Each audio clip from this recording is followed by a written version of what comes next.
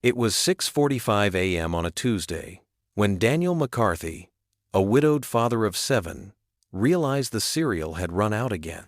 Standing in the cluttered kitchen of his old farmhouse in rural Vermont, he stared blankly at the sink piled high with dishes, a burned piece of toast in one hand, and a toddler crying on his hip. His 14-year-old, Emma, shuffled in groggily and asked, "Dad, is breakfast a figure-it-out kind of day again?" He sighed. "I'm trying, kiddo." Daniel hadn't meant to be raising 7 kids alone. His wife, Rachel, had been the glue, the warmth, the laughter. Ever since she passed away 2 years ago, everything had grown quiet and tired. Love still lived in the home, but it hid behind exhaustion, laundry piles, and microwave meals. That afternoon, after another rushed lunch of crackers and canned soup, Daniel finally cracked. He put out a post on a local Facebook group. "I sew someone to cook simple meals a few times a week. I'll pay what I can. Big family, chaos guaranteed, heart included." He expected silence. Instead, 20 minutes later, a message popped up. "Hi, I'm Miriam. I'm a retired cook, recently widowed. I've got more recipes than reasons to stay home alone. Would love to help." They agreed she'd start the next morning. The first time Miriam stepped into the house, she brought with her the smell of cinnamon and oranges. She wore a soft blue sweater and smiled like someone who had learned to be gentle with broken things. "Hope you don't mind," she said, unpacking a small basket. "Made orange rolls. My husband loved them. Always said they could melt a grudge." Daniel didn't know how to respond, but his youngest, Caleb, tugged on her skirt and asked, "Are you the cookie grandma?" She knelt with ease. "Not yet, but maybe I could audition."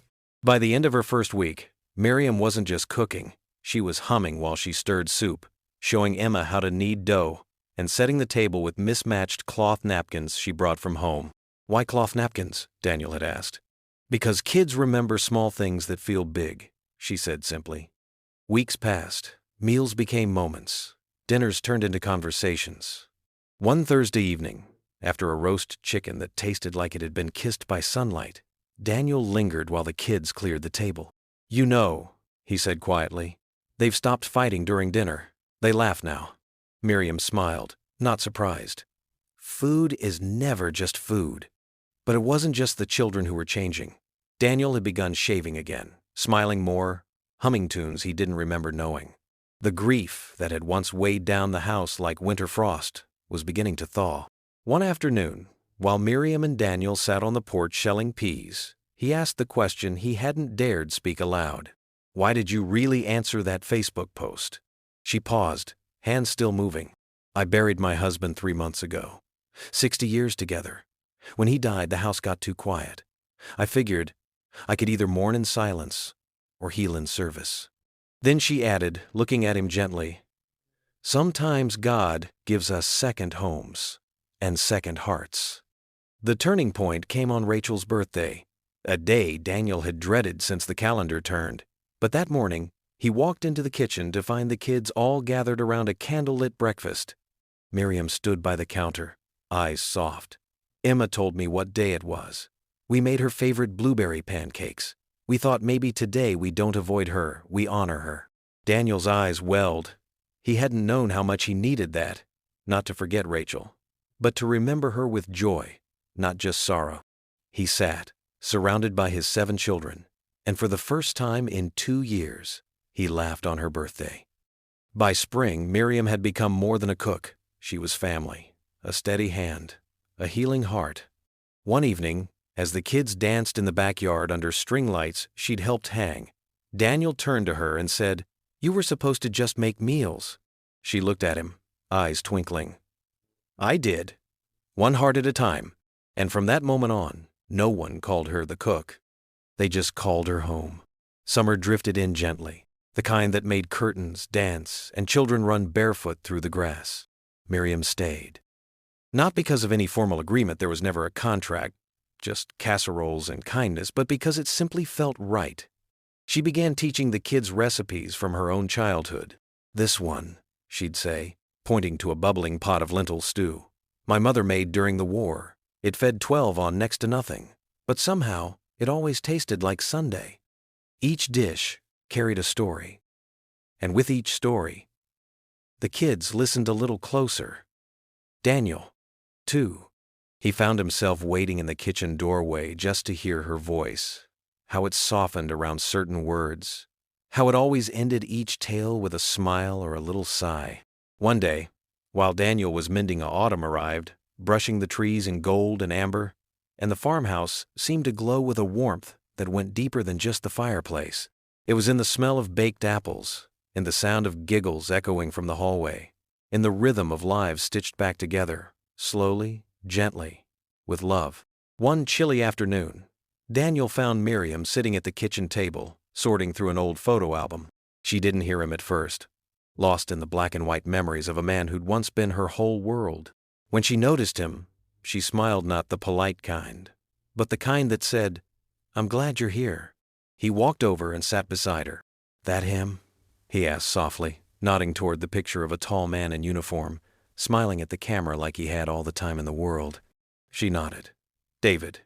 He was quiet, but funny. Made a mean omelet. He always said if you can't feed a soul, feed a stomach. It's a good start." Daniel looked at the photo, then at Miriam.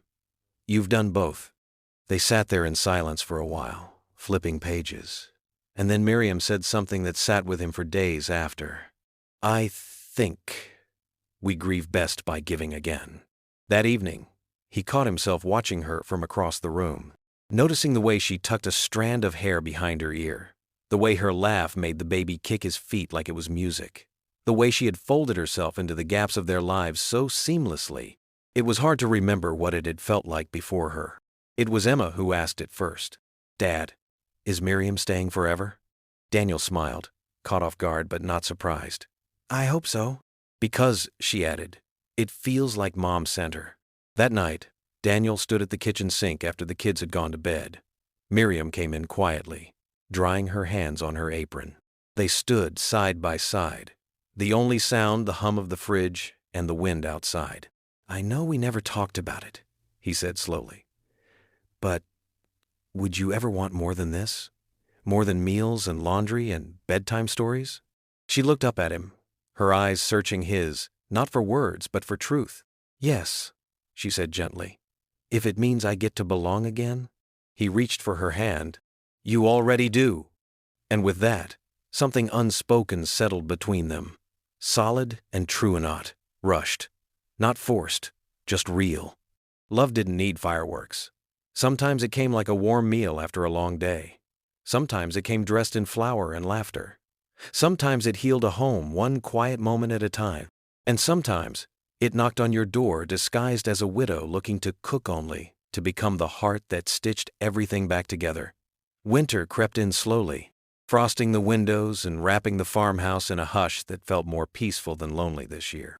The holidays were approaching, the first since Rachel passed, where the kids weren't dreading the silence she used to fill with cinnamon-scented candles and soft carols from the record player. But this year, something was different. Miriam had spent days teaching the kids how to make Rachel's favorite sugar cookies. Emma found the recipe card tucked in a worn notebook, the handwriting delicate and curling. They made a mess of the kitchen, flour in their hair and dough on their sleeves, but the house smelled like memory and magic again. On Christmas Eve, Daniel stood in the doorway of the living room, watching as Miriam helped Caleb hang a crooked paper star on the tree. The others were scattered around wrapping mismatched presents, sipping hot cocoa, whispering secrets and giggles into the firelight. He didn't say anything. He didn't need to. Miriam turned slightly and caught his gaze. No words passed, just a smile, soft, certain, knowing. Later that night, after the kids had gone to bed, they sat by the fire, sharing the last of the cider. The lights from the tree cast gentle patterns across the walls, and the snow began to fall outside, slow and quiet. "I used to think I'd never belong again," Miriam said quietly, "that the best chapters of my life were already lived." Daniel looked at her, the firelight dancing in her eyes. "You didn't just belong," he said. "You brought this house back to life." She leaned her head against his shoulder, and he rested his cheek against her hair. The silence between them wasn't empty, it was full. Full of every unspoken thing they now understood without needing to say. By spring, Miriam had moved in. Not with boxes and fanfare, but with the quiet placing of a teapot on the stove, a favorite shawl over the back of the